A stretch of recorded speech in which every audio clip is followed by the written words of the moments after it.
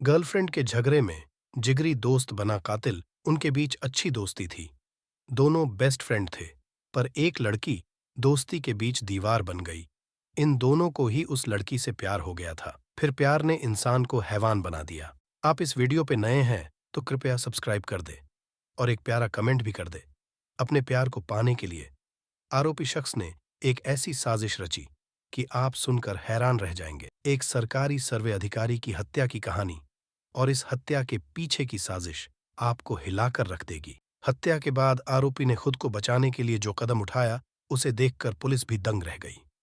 लेकिन कहते हैं कि आरोपी कितना भी शातिर क्यों न हो, कोई न कोई सुराग जरूर छोड़ जाता है। आइए जानते हैं प्यार, साजिश और हत्या की ये पूरी कहानी। एक लड़की का अफेयर और दोस्त की हत्या। 28 अगस्त 2023 को एक हत्या को अंजाम दिया गया। हत्यारे का नाम अनीश है। मृतक का नाम महेश था। महेश एक सरकारी कर्मचारी था। हत्यारे अनीश ने महेश की हत्या के लिए बेहद शातिराना चाल चली। पुलिस से बचने के लिए उसने ऐसा जाल बुना कि पुलिस भी चक्कर खा गई थी। पुलिस की चार्जशीट के मुताबिक अनीश और महेश दोनों को एक ही लड़की से प्यार हो गया था, लेकिन अनीश को ये मंजूर नहीं था। इसके बाद वह महेश को मारने का प्लान बनाने लगा। अनीश ने ऐसे बुना था जाल 28 अगस्त 2023 को। हत्या के बाद अनीश ने महेश का फोन नोएडा भेज दिया ताकि उसका पता न चल सके।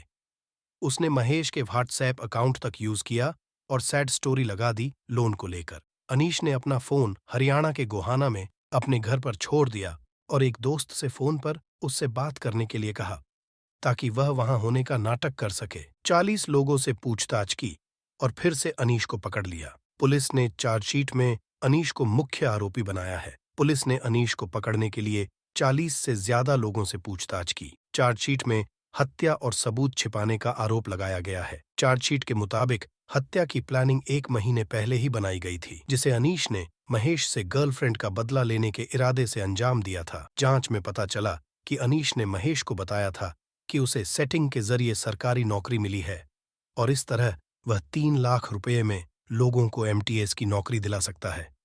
महेश ने उसे 9 लाख रुपये दिए, जिसमें से उसने 4 लाख रुपये खर्च कर दिए। समय कटता रहा।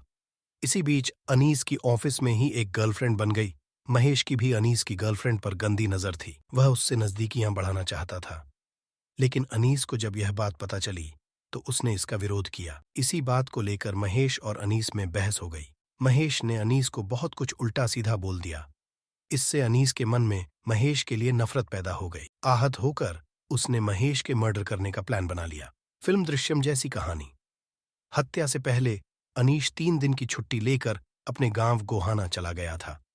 वहां वह अपने 2 दोस्तों से मिला और उन्हें बताया कि वह मेडिकल लीव पर है, लेकिन उसे हरियाणा में किसी से पैसे लेने हैं। उसने अपना फोन घर पर छोड़ने का प्लान बनाया और एक दोस्त से अपने फोन नंबर से दूसरे दोस्त को कॉल करने के लिए कहा। अनीश ने महेश को भी फोन किया और कहा कि वह उससे आर के पुरम के एक फ्लैट में बात करने के लिए मिलना चाहता है, जहां वह उसे 9 लाख रुपये की नौकरी के बारे में बताएगा। इसके बाद उन्होंने साउथ दिल्ली की एक दुकान से 5 बड़े पॉलीथीन बैग खरीदे। रिंच से हत्या कर दी। इसके बाद अनीश अपने दोस्त की मोटरसाइकिल लेकर आर के पुरम के फ्लैट पर पहुंचा। बात करते करते उसने महेश से लैपटॉप खोलने को कहा। जब महेश स्क्रीन पर ध्यान दे रहा था, तभी अनीश ने उस पर रिंच से हमला कर दिया। महेश बेहोश हो गया और बहुत खून बहने लगा। अनीश ने उसको तुरंत पॉलीथीन में लपेट दिया, लेकिन उसे जिंदा देखकर वह प्लास्टिक में लिपटे महेश पर रिंच से वार करता रहा। अनीश ने पुलिस को बताया कि उसने नोएडा में पढ़ रहे अपने भाई को फोन किया था और उससे फोन वाला पार्सल लेने को कहा था। उसने अपने भाई को फरीदाबाद के पास फोन चालू करने और फिर बंद करने की हिदायत दी थी। हालांकि उनके भाई ने काम के कारण मना कर दिया और अनीश को एक दोस्त का नंबर दिया जो यह कर सकता था। यहीं अनीश की प्लानिंग गड़बड़ा गई। फिर अनीश ने एक कुरियर बॉय के जरिए महेश के दोनों फोन नोएडा भेज दिए। उसने अपने भाई से उन्हें फेंकने के लिए कहा। भाई ने फोन फेंक दिया, लेकिन किसी भले इंसान की फोन पर नजर चली गई। उस आदमी ने फोन उठाया और चालू किया और महेश के परिवार से बात की। फोन मिलने के बाद भी महेश के परिजन अनीश से उसका पता पूछते रहे, लेकिन अनीश ने झूठ बोल दिया कि वह किसी से मिलने गया था और उसे कुछ पता नहीं है। वह दिखावा करने के लिए उसने महेश को ढूंढने में मदद करने की पेशकश भी की। शव को आंगन में दफना दिया गया। अनीश ने दूसरे फोन से महेश का व्हाट्सएप इस्तेमाल किया और फर्जी स्टेटस पोस्ट कर दिया। उसने दिखाया कि महेश किसी दूसरे राज्य में है। फिर उसने शव को आरके पुरम के आंगन में दफना दिया और एक मजदूर से वहां चबूतरा बनवा दिया। जिस फ्लैट में अनीश ने शव को दफनाया था वह उसके एक अन्य दोस्त का था। अनीश ने फ्लैट देखने के बहाने उस दोस्त से चाबी ले ली। चाबी लौटाने से पहले उसने डुप्लीकेट चाबी बना ली थी। उसने शव को ले जाने के लिए अपनी मां की कार का इस्तेमाल किया और पीड़िता का सामान दिल्ली एनसीआर में अलग अलग जगहों पर फेंक दिया। ऐसी ही और सच्ची कहानियां देखने के लिए इस चैनल को सब्सक्राइब कर दे और पास में रखे हुए बेल आइकॉन को ऑन कर दे। धन्यवाद।